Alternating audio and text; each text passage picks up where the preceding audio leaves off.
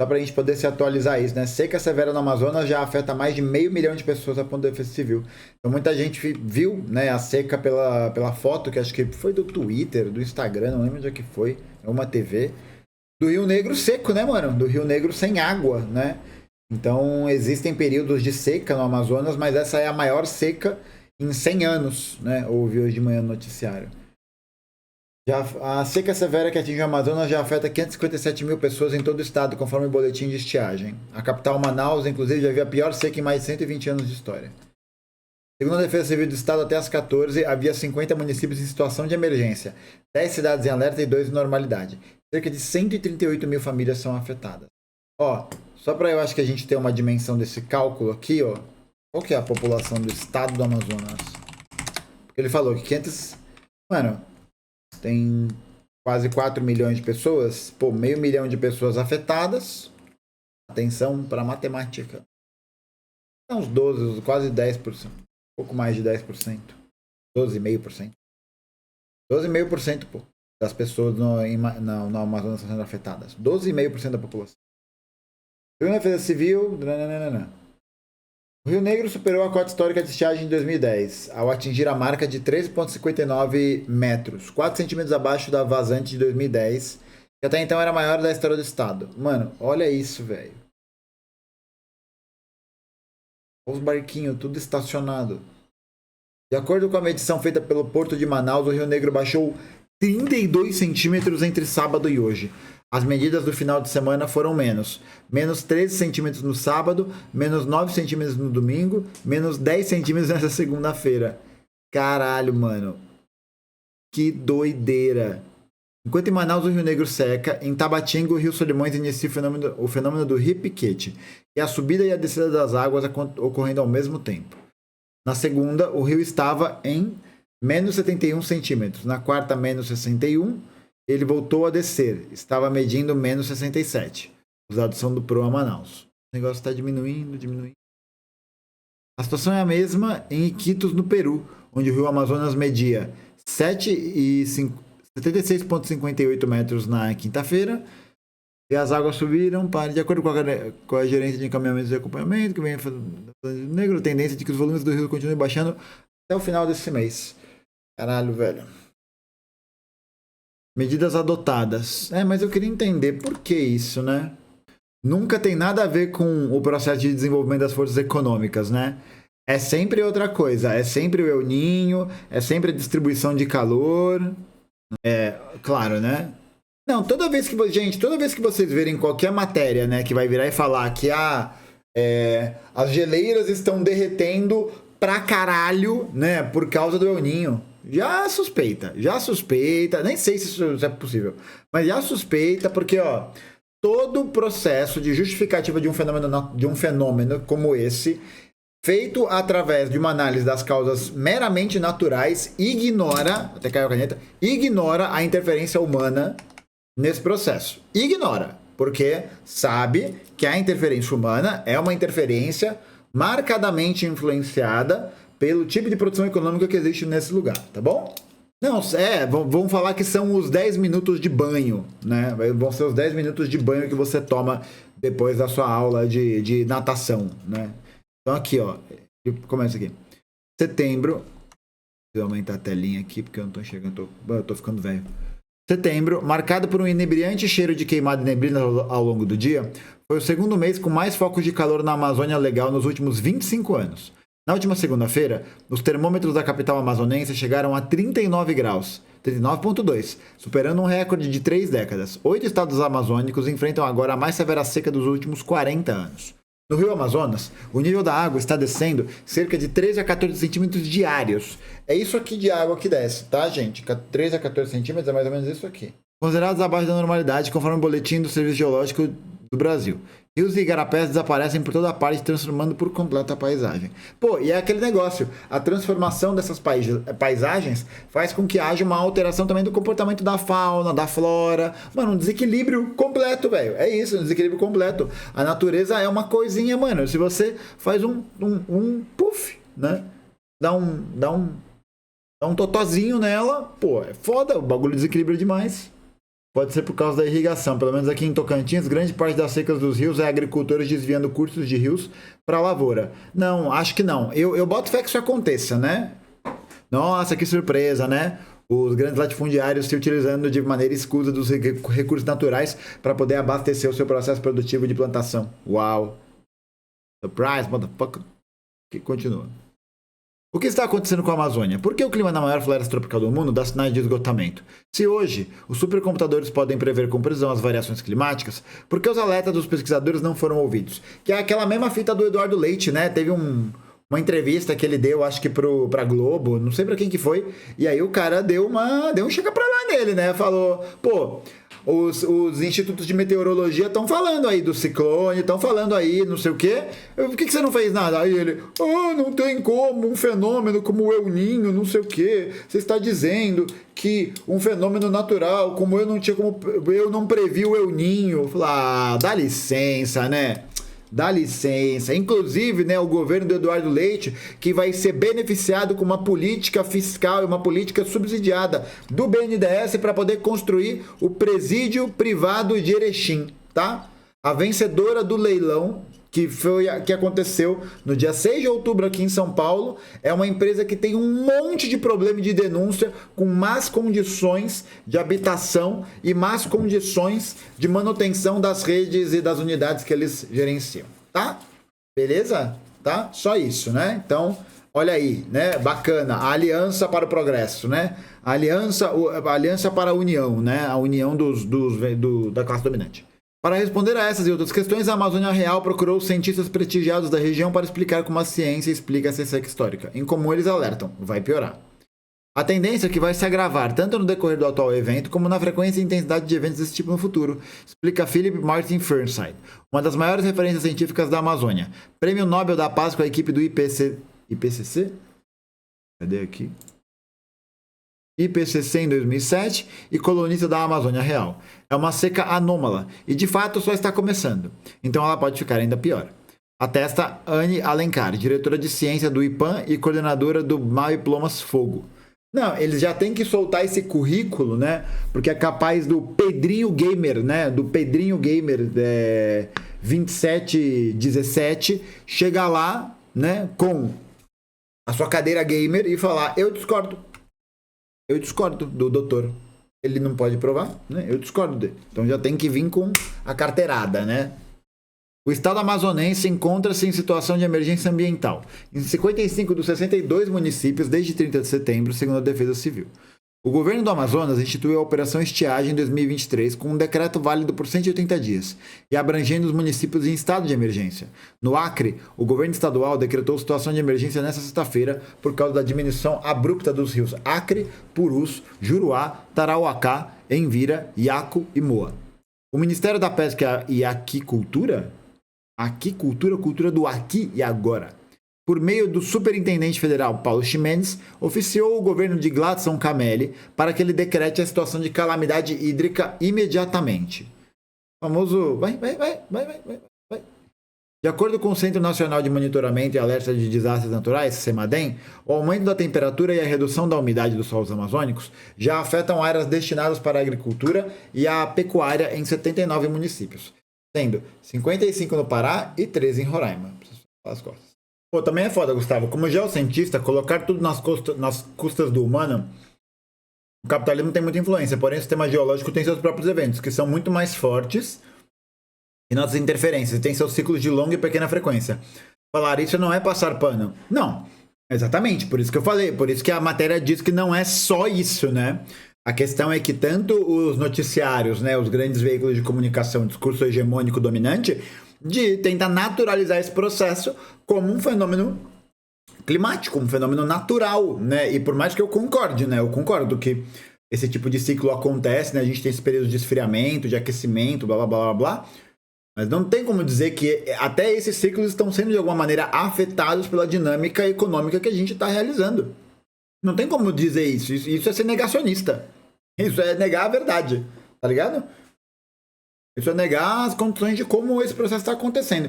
E o problema não é isso estar acontecendo. O problema não é só isso estar acontecendo, né? O problema é a gente perceber que esse tipo de ocorrência, esse tipo de processo, ele é ocasionado por uma dinâmica produtiva que enriquece meia dúzia de pessoas em detrimento da destruição do planeta Terra, naturalmente, e também das pessoas que habitam ele.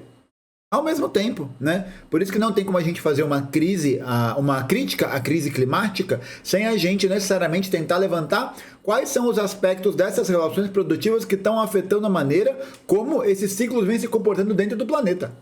Presta atenção aqui, pessoal. Vamos lá.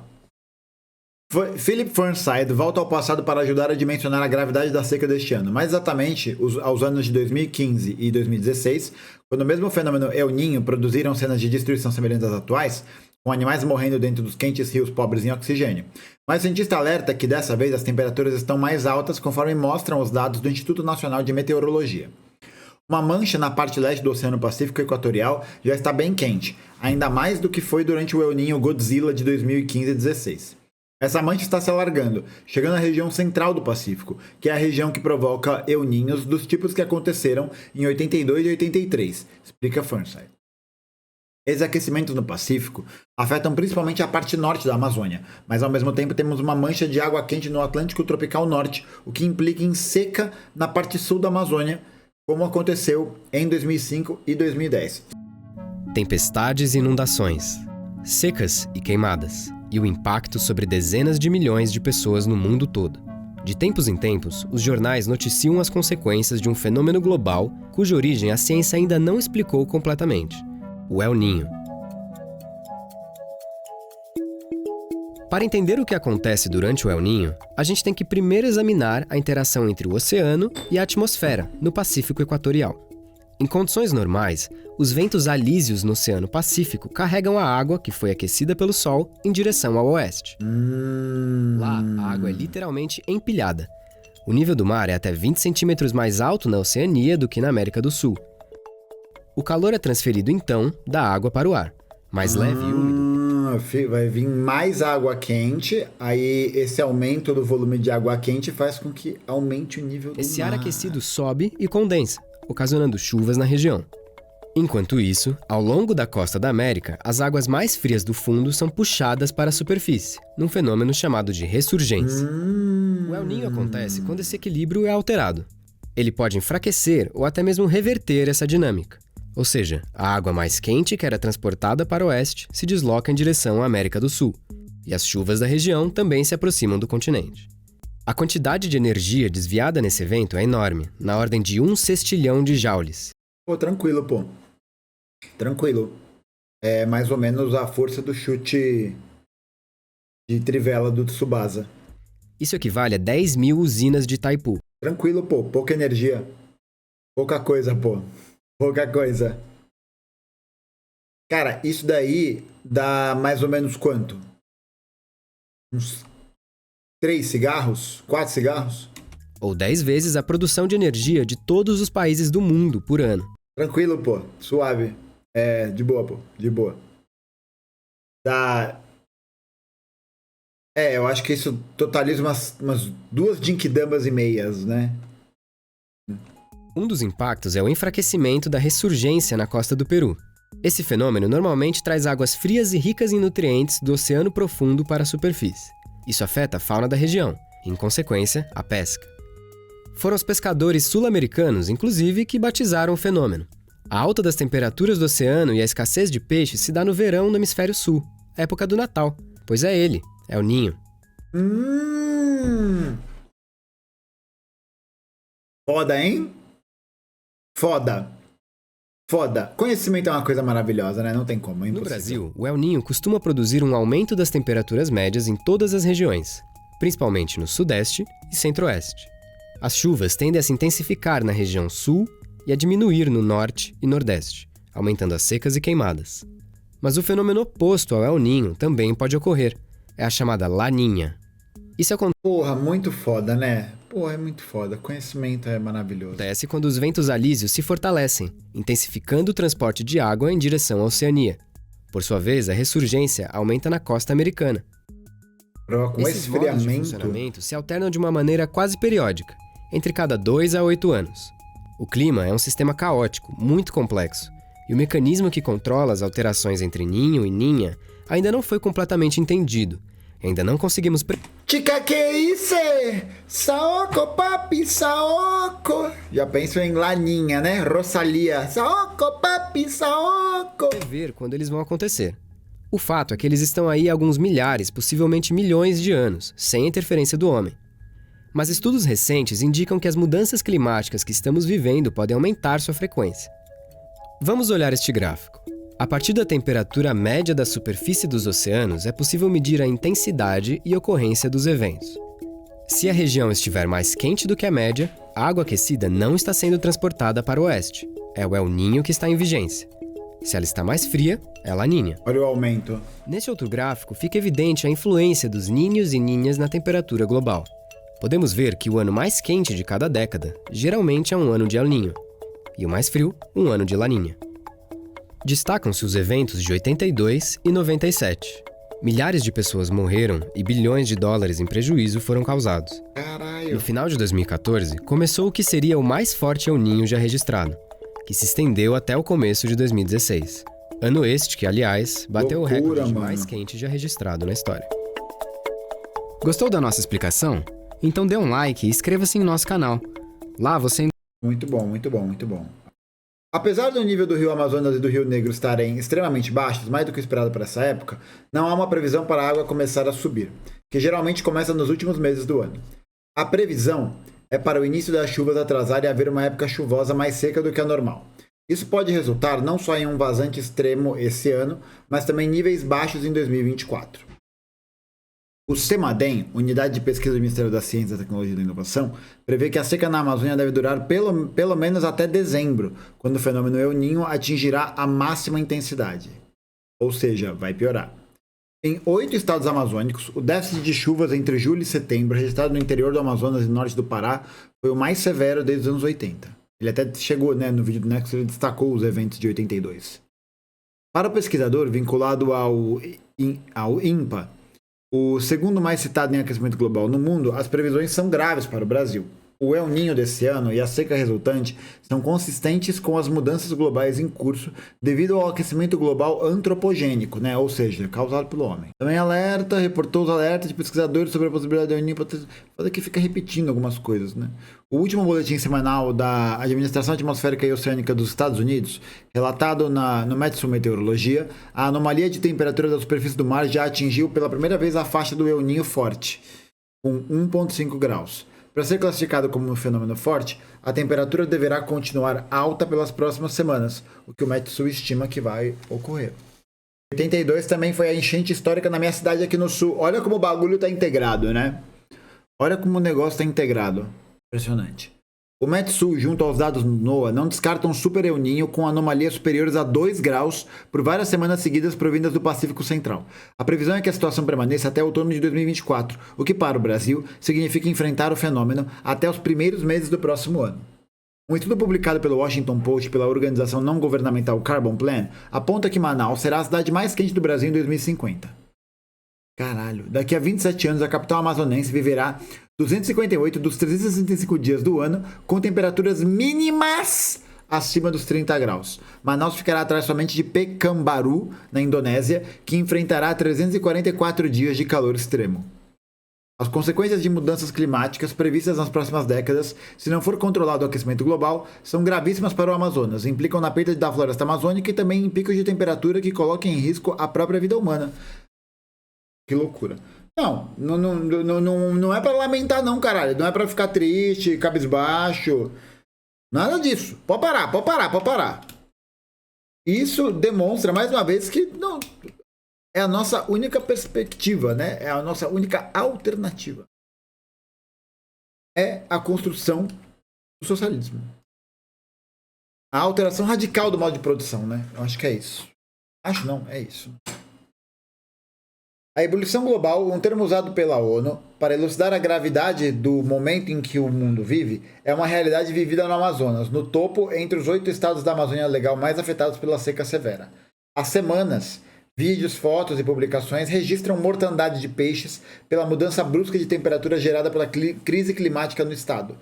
Mano, esse negócio do aumento da temperatura, eu vi ali, ele faz com que haja uma diminuição do oxigênio, do nível de oxigênio na água. Então os animais morrem sufocados, velho. Os bichos morrem sufocados embaixo d'água. O peixe morre sufocado, velho. O peixe morre pela boca. Sufocado, velho. No Lago Tefé, na região da Reserva de Desenvolvimento Mamirauá, em Tefé, na região do Médio Rio Solimões, onde é a maior reserva florestal do Brasil dedicada à produção da várzea amazônica, mais de 120 botos morreram até agora. As equipes de pesquisadores, incluindo veterinários e biólogos, conjecturam que a mortandade se deve à falta de oxigênio e calor extremo. As espécies encontradas por pesquisadores do Instituto Mamirauá foram o boto vermelho e o tucuxi. Todos os lagos da região estão sofrendo com a seca, embora não tenham apresentado a mortandade de botos. Essa mortalidade extraordinária está relacionada a mudanças climáticas, efeitos do El Niño e a seca extrema. Adianta a pesquisadora Miriam Marmontel, líder do grupo de pesquisa em mamíferos aquáticos amazônicos do Instituto Mamirauá. Temperaturas de água próximas a 40 graus Celsius foram registradas no lago. Caralho, a água a 40 graus, velho. Imagina a temperatura que deve ser um lago a 40 graus, velho. Quando a média máxima ao longo do tempo tem sido 32 graus, isso claramente gerou um estresse térmico nos animais. A seca extrema, que pode ser um fator natural, está acontecendo com mais frequência e sendo agravado com o aquecimento, como já reportado pela Amazônia Real. Miriam e sua equipe estão estudando também a possibilidade de outros fatores que contribuíram para a morte dos animais, como a própria poluição e concentração de dejetos. Os pesquisadores entendem que só a hipertermia... Eles morreram por excessivo aquecimento do corpo mesmo, não foi nem de oxigênio. A hipótese do sufocamento foi sempre tirada da minha cabeça. Os pesquisadores entendem que só a hipertermia não é capaz de explicar a mortandade dos botos. Eles lembram que os rios mais baixos do lixo urbano, sendo despejado pela população nos rios, podem ter contribuído para potencializar a presença de micro-organismos ou uma outra substância que afete os animais aquáticos. Tudo isso deverá ser elucidado a partir de análises laboratoriais da água, tecidos e órgãos dos animais, histopatológicos, PCR para agentes infecciosos e biotoxinas, afirma Miriam Marmontel. É interessante a gente observar, pensar, né? Pô, lixo despejado significa uma maior propensão a esse tipo de risco bacteriológico, né? Biológico. Por que não existe esse recolhimento, né? Por que não existe uma estrutura que possa canalizar e fazer o recolhimento desse tipo de lixo, do tipo de dejeto, né? Sobretudo do dejeto industrial, né? Do agronegócio. Né? Por quê? Porque não é lucrativo, porque o bagulho custa muito caro. Porque quem faz a fiscalização dessa agência provavelmente é alguém ligado ao agronegócio, ligado à mineração, né? Ligado à grande indústria. Então os caras nunca vão alterar isso, né? Eles nunca vão alterar a forma como eles fazem o recolhimento desses dejetos, né? Porque não é lucrativo, pô. Não é lucrativo, não dá dinheiro, dá trabalho, só dá dor de cabeça. Eu vou fazer o quê? Vou desperdiçar tudo, vou jogar tudo na água, foda-se, né? Jogar tudo na água. Em estimativa de quantidade de botos realizada por Miriam e sua equipe, em anos anteriores existiam cerca de 900 botos vermelhos e 50 e 500 tucuxis no Lago Tefé. Segundo seu relato à Amazônia Real, os impactos vão muito além do que a mortalidade dos animais e envolvem toda a fauna, flora e os ribeirinhos com a escassez de água, dificuldade de transporte e deslocamento, potencialização de queimadas e geração de fumaça. A situação em Tefé está crítica e já em estado de alerta. Os níveis d'água estão muito baixos, a superfície do lago Tefé reduzida consideravelmente. Barcos recreio já não conseguem chegar ao porto e o abastecimento está ficando comprometido. No estado, comunidades, como nas RDS Mamirauá e Amanã, estão ficando isoladas e com dificuldade de coletar água, contou a pesquisadora. Efeito cascata. Para os cientistas, apesar de a seca extrema ter influência do El Niño, ela está sendo agravada pelo desmatamento gerado na Amazônia ao longo dos anos. Burnside não tem receio de associar que o calor extremo vem sendo agravado pelas queimadas e incêndios florestais. Em 98, o INPE começou o monitoramento de incêndios florestais. No mês de setembro último, foram 6.991 focos, segunda pior marca, perdendo somente para 2022, que teve 8.659. A qualidade do ar encontra-se em estado péssimo, o mais grave de todos, conforme o aplicativo de monitoramento Selva da UEA, Universidade Estadual do Amazonas. O fenômeno El Niño, associado às queimadas e desmatamento, é uma preocupação a mais nesse período, pois a poluição gerada gera um ciclo de decadência que piora e até inibe as chuvas na região. A fumaça provocada pelas queimadas afetam as chuvas de várias formas. Uma delas é que as queimadas estão associadas ao desmatamento. Então, quando se derruba a mata nativa, você está tirando as árvores que são bombas de água e que ficam jogando vapor para a atmosfera. Ali você já tem um impacto na redução de chuva. Outro aspecto é que a fumaça, a fuligem, ela impacta também a condensação para que haja precipitação da chuva. Então, quanto mais poluição no ar, mais difícil essa gota se precipitar. Isso pode afetar outras regiões do Brasil. Essa fumaça é isso, depende muito da movimentação do ar, das correntes de ar, acrescenta. Dias mais nos tweet, mas eu não entendi direito como o socialismo realmente pode evitar esse aumento climático. Não é que o socialismo em si vai aumentar, vai diminuir esse impacto climático, né? Eu acho que a gente precisa lembrar que o socialismo ele é uma nova forma de organização das relações de produção, né? Ele é uma nova forma de organização das relações de produção. Então, a partir da sua implementação, significa uma alteração também na maneira como aquela sociedade vai produzir. Então, ela vai passar a orientar sua produção por uma outra lógica. E a questão é que a lógica pensada no socialismo é a lógica da autonomia, da emancipação, e não a lógica da lucratividade, né? E não da lógica da acumulação. Por isso que quando a gente fala que o socialismo é o único caminho para evitar o desastre climático, não é porque o socialismo vai magicamente ir lá e puff, né, destruir aquilo, mas porque a partir da reorganização desse modo de produção, a partir da reorganização dos princípios que norteiam essa sociedade e da maneira como as políticas vão ser realizadas, é possível pensar que é só num outro regime que não visualiza a lucratividade que a gente vai ter efetividade para poder destruir o processo de destruição da natureza, né? Porque hoje em dia a natureza ela é destruída basicamente por conta de desperdício de recurso, ausência de serviços ideais para coleta de lixo, a gente tem a utilização de recursos infinitos usados por agronegócio, por mineração, né? No Brasil, então, o recurso mais valioso da Vale é a água.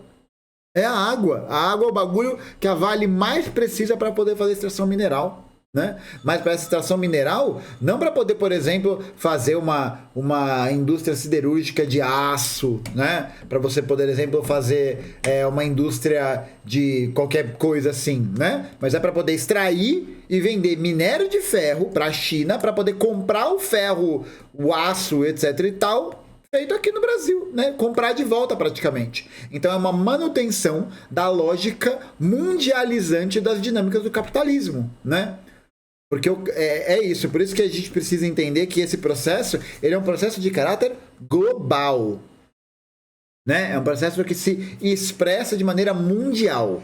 Por isso que os grandes responsáveis pelo desmatamento da Amazônia são os grandes grupos econômicos que se valem desse processo, que lucram a partir desse processo, não só no processo direto, né, como é o caso do agronegócio ou da mineração no Brasil, mas das companhias internacionais, né, que lucram muito com a extração de madeira, de minério, não é?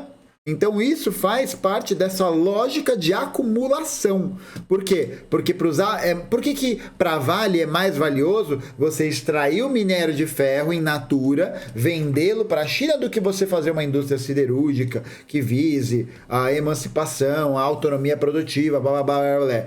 Porque não dá lucro.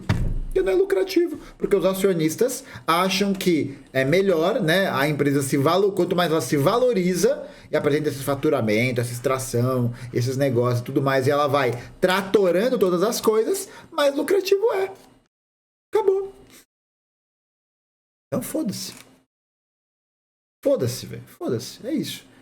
Então, a gente precisa lembrar desse processo, né? O socialismo, enquanto uma nova forma de organização dessas relações de produção, vai demandar também uma alteração na forma como a gente percebe, né? E na forma que a gente realiza esse desenvolvimento produtivo, né? Isso é fundamental. O aspecto é que a fumaça, a folia, tá, essa aqui a gente já viu. A pesquisadora lembra que ambientes secos só tendem a agravar os incêndios florestais. É como se fosse um ciclo difícil de ser rompido. O que temos visto é que essa situação do El Niño, do aquecimento global, tem uma sinergia muito forte. A tendência é que esses eventos se tornem mais frequentes. A região mais afetada pela seca extrema é o norte da Amazônia, e mais especificamente na calha do Amazonas. É lá que, alerta Anne, estão as áreas com maior necessidade de atenção com relação às queimadas e à qualidade do ar. A pesquisadora não deixa de chamar a atenção de que esse quadro poderia ter sido, no mínimo, atenuado. Todo mundo estava ciente que o El Niño estava se instalando, todo mundo sabe que o El Niño traz seca para a Amazônia, né? É aquele negócio, tipo, é igual o Eduardo Leite. Eu não tinha como saber, né? O El Niño é esse fenômeno misterioso, né? É quase a música do YouTube. É que na música é She, né? Mas eu vou adaptar aqui livremente. He moves in mysterious ways, né? Mistério, né? Como será que o El Niño se mexe, né? Não é como se a gente tivesse satélites, medidores e instrumentos capazes da gente fazer a avaliação dos impactos que esses tipos de fenômenos climáticos teriam na nossa realidade, né? Uau! Que surpresa, né? Não, né? A galera é avisada, eles têm noção disso. Eles só optam por não fazer nada, né? Eles optam por falar, boa sorte aí depois vai pra imprensa, eu não tinha como saber, quanta solidariedade ao povo. Solidariedade o cacete, solidariedade nenhuma, pô. Se tivesse solidariedade de verdade, tinha implementado política para poder diminuir o impacto que esse tipo de fenômeno causa na vida do povo. Se tivesse solidariedade de verdade, se tivesse consciência mesmo do tipo de impacto que isso causaria, do tipo de destruição que isso ocasionaria à vida das pessoas, teria feito alguma coisa. Fez porra nenhuma e não vai fazer porra nenhuma. Iludido de quem acha que faz. Ficou reclamando que o Ministério mandou dinheiro. Ficou reclamando. Falando que, muitos, pelo amor de Deus. Vai falar que se emociona, que chora. Pô, dá licença, né? Dá licença. Puta choro crocodilo, né? É isso. Todo mundo estava ciente... É aqui, né? Todo mundo estava ciente que o El Niño estava se instalando. Todo mundo sabe que o El Niño traz seca para a Amazônia. E chuva para o sul. Isso realmente é uma coisa que fica de alerta para os agentes governamentais, de que quando um evento climático extremo desse está anunciado, realmente é preciso se preparar em todos os sentidos. Eu acho que é realmente preciso se preparar em todos os sentidos. A Amazônia Real procurou a Secretaria de Meio Ambiente do Amazonas, a Defesa Civil e a SECOM do Amazonas solicitando dados e respostas referentes à crise ambiental no estado. Nenhum dos órgãos retornou até a publicação dessa reportagem. Tá ligado? Então foda-se, né? É isso, foda-se. Olha isso, mano. Para além da falta de água potável e mortandade de animais, a seca e as queimadas que atingem a região têm inúmeras consequências para a fauna e flora, não apenas aquática, mas terrestre. Carlos Durigan, cientista-diretor da WCS Brasil, observa que existem muitos pontos a serem analisados para entender o real impacto da seca severa unida às queimadas, que atinge a Amazônia como um todo. Na seca grande de 2010, nós nos deparamos em campo com muita palmeira morta no meio da floresta. As palmeiras são muito suscetíveis a secas extremas e elas são fundamentais para a manutenção de todos os sistemas, pois são alimentos para nós e para a fauna. Durigan faz outro importante alerta. A exemplo de secas anteriores, a situação das queimadas que se estendem em zonas de Várzea e Igapó. Essas zonas são regiões difíceis de serem regeneradas, então as consequências podem ser muito piores já vistas até então. Eles, igapós, em geral, formam em sua base uma espessa massa de folhas em decomposição em matéria orgânica, formando camadas no solo conhecidas como turfeiras. Essas camadas em extremos de seca ficam suscetíveis às queimadas e contribuem ainda mais para a gravidade e extensão de incêndios, como os que ocorrem nas florestas inundáveis do Rio Negro, que por sua vez não possuem nenhuma adaptação para resistir ao fogo. Tá maluco? É o apocalipse, velho. É o apocalipse. Não é o apocalipse, né? É a crise climática capitalista, né? Mano, é que acho que a gente não tem muita dimensão do tipo de impacto que uma pequena interferência humana pode fazer, né? Acho que a gente não tem essa dimensão. Eu gosto muito do exemplo dos kiwis da Nova Zelândia. Já ouviram essa história? Os kiwis eram passarinhos, né? Pequenininhos, assim, eram aves pequenininhas e que as asas não eram bem desenvolvidas, não eram grandes o suficiente para eles voarem. Eles eram basicamente aves terrestres, né? E aí, durante o processo de colonização da Oceania, os ingleses levaram gatos para a região, né? Levaram gatos como animais domésticos. E aí o que acontece é que não existia um predador, não existiam grandes quantidades de predadores disponíveis no território neozelandês o suficiente para poder devorar todos os kiwis, né? Porque os ambientes estão equilibrados, né? Exatamente, o kiwi nada mais é do que o famoso pinguim do mato, né? O pinguim do mato. E aí, o que rolou foi que os marinheiros, né, os ingleses, né, levaram gatos, né, que não eram bichos naturais da região, né, que são pequenos felinos e que se reproduzem pra caralho, né, e aí os gatos soltos, né? Imagina, 1800, 1700 e final de Guaraná com rolha, os gatos soltos, né? Vucu Vucu, gato pra caralho, os dodô, ó, os kiwis, não tem como fugir. Porque eles não conseguem escalar e não conseguem voar. Qual que é o resultado? Extinção em massa dos bichos. Extinção em massa. Acabou. Porque o cara levou o gato. Porque ele levou o Toby com ele, né? Porque ele levou o Paçoca com ele, né? Porque ele falou, vou levar o Paçoquinha comigo para poder dizimar uma civilização. Pronto. É foda, né? É o europeu colonialista que mata os povos originários e é o animal colonialista que mata os animais originários. Puta que pariu, velho. Puta que pariu. Isso que é empenho colonial, viu? Meu Deus do céu. Até os bichos, velho. Ninguém escapa. Ninguém. Ó, pra falar que ninguém escapa, nem as plantas escapam. Por quê? Porque o cara vai lá, pega vai lá e vai pegar uma planta como a cana-de-açúcar, que não é natural do Brasil, e vai implementar ela em todo o território, destruindo toda a mata nativa para colocar cana-de-açúcar. Até a cana-de-açúcar é colonizada. Colonial. É tudo. Porque a lógica é a colonização, é a ocupação. É o termo. Porra! Os caras é ruim demais, pô. Não dá. A gente é mal também, mas nossa senhora, né? Meu Deus do céu. Você tá com coisa de maluco, pô. Eucalipto imperialista, velho. Exatamente, eucalipto imperialista. Na queimada de igapó ou de floresta de várzea, o impacto é imenso. Você tem áreas que foram queimadas de décadas e décadas atrás, que até hoje são áreas de arbusto, áreas abertas, porque a floresta não se regenera. Na parte socioambiental, o pesquisador alerta sobre o número de doenças que podem surgir e serem transmitidas pela água contaminada, e ressalta a alta concentração de esgoto que está presente nos rios. Em Manaus, mais de 90% do esgoto não é tratado. A água está vindo praticamente como uma sopa de contaminação de matéria orgânica, de cauchi, um tipo de esponja amazônica, de lama, de sedimento. A água nesse período está mais complicada de uso. Já estão proibindo banho em alguns lugares como Ponta Negra. Olha isso, velho. Olha o estado que tá a praia de Ponta Negra. Gesen Orellana, epidemiologista da Fiocruz, já havia alertado no início de setembro, em entrevista à Amazônia Real, sobre os males que as fumaças trazem para a população e o que podia se esperar com a intensificação da crise climática.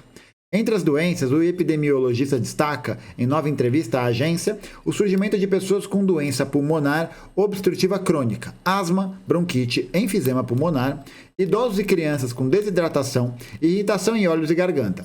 Já a escassez de água potável pode resultar em uma série de doenças evitáveis, leptospirose, hepatite A, doença diarreica, desinteria e parasitismo intestinal, e o agravamento de complicações de doenças cardiovasculares e pressão alta. Mano, é um negócio que um camarada meu, o Daniel, ele me mandou uma mensagem, eu pedi uns conteúdos, uma linha para ele sobre as questões das prisões no Brasil, tal, que ele manja bastante, e ele falou para mim que nos presídios brasileiros tem uma galera que morre de tuberculose. E aí você vai ver os dados, né, das pessoas que vão tratar essas informações, e aí ele fez um comentário que eu achei muito interessante, porque se essa pessoa estivesse numa situação de normalidade, se ela estivesse solta, né, se ela não estivesse em liberdade, ela não teria tuberculose, porque hoje em dia é muito raro você morrer de tuberculose. Então ela não morreu de tuberculose, ela morreu de quê? De prisão. Morreu de prisão. Da mesma maneira como essas pessoas que vão ter leptospirose, hepatite A, doença diarreica, desinteria e parasitismo intestinal, elas não morrem disso. Isso daí né? Esse processo é uma consequência da causa que faz com que esse tipo de doença se torne comum. Elas não morrem disso. Elas morrem das más condições de habitação que não são ofertadas a elas. Porque uma pessoa que mora num lugar com água encanada, esgoto tratado e tudo mais, não morre de leptospirose. Ou não normalmente, né? Não morre de hepatite A. Tá ligado? Não morre de hepatite A. Não, alguém que mora num lugar que tenha uma boa cobertura vegetal, um lugar que não é poluído, que tenha matriz de energia limpa, não morre de asma. Ou morre menos de asma. Uma crise asmática, tem menos bronquite, tudo mais. Nem sei se dá pra morrer dessas porra. Então, o que a gente precisa ver é que essas pessoas estão morrendo e estão adquirindo essas doenças, piorando sua qualidade de vida, não porque a água baixou, né? Não porque a água baixou e a água tá suja, mas porque os serviços que deveriam fazer o processo de limpeza desse recurso, ofertá-lo de maneira justa, ofertá-lo de forma ampla, não o fazem. Morrem de capitalismo. Morrem de capitalismo. Tá? Morrem de capitalismo. Não fazem isso porque não é lucrativo, porque existem interesses privados que querem tomar esses serviços para poder torná-los lucrativos. Não morrem dessas coisas, morrem de capitalismo. Tá? Porque na sociedade capitalista, o homicídio causado pela violência é criminalizado. Por que o homicídio causado pela fome não é criminalizado? Por que o homicídio causado pela falta de habitação, pelo frio, não é criminalizado? Tá ligado? Por quê?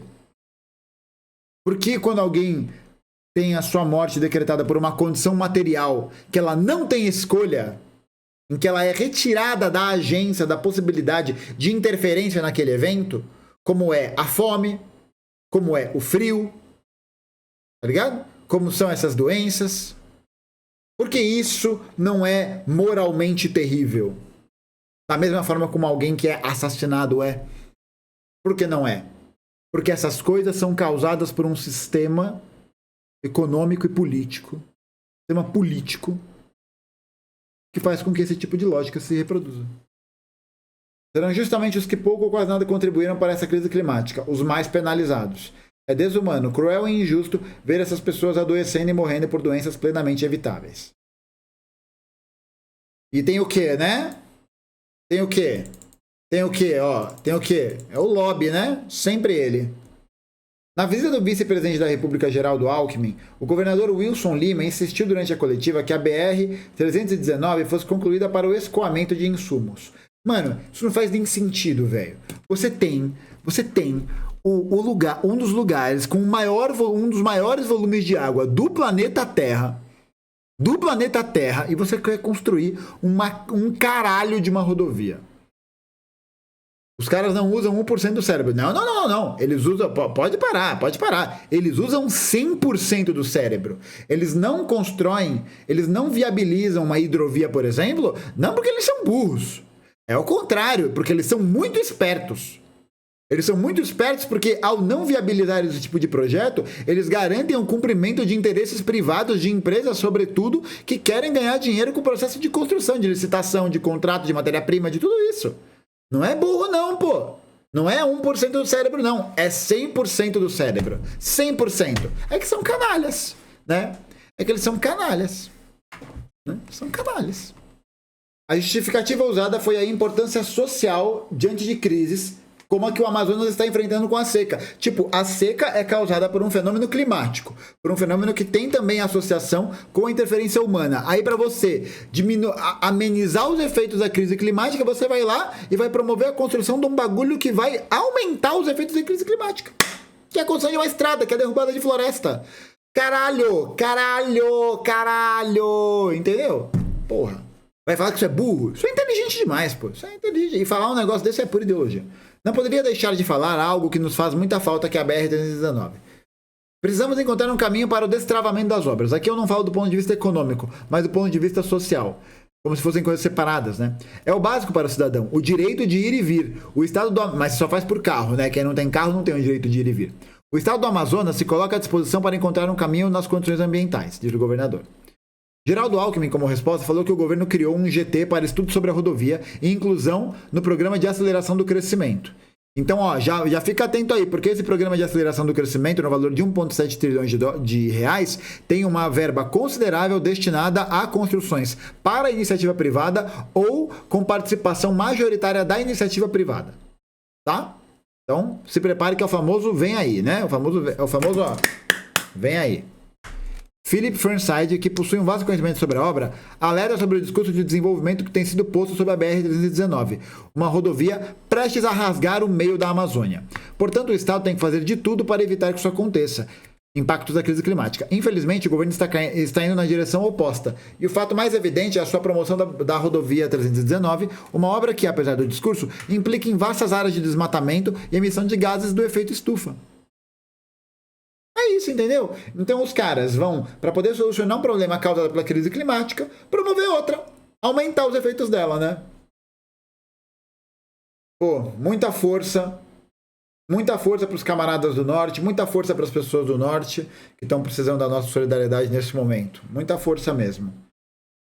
Foda, né? Uma situação terrível que a gente está chegando e que mostra, né, que a gente não tem como contar com ninguém, né? Não tem como contar com as forças do governador, do governo Lula, do governo de ninguém. Ninguém, né? A única coisa que o proletariado pode contar é com a sua emancipação, com a sua organização. Não pode contar com mais nada. Não pode contar com mais nada.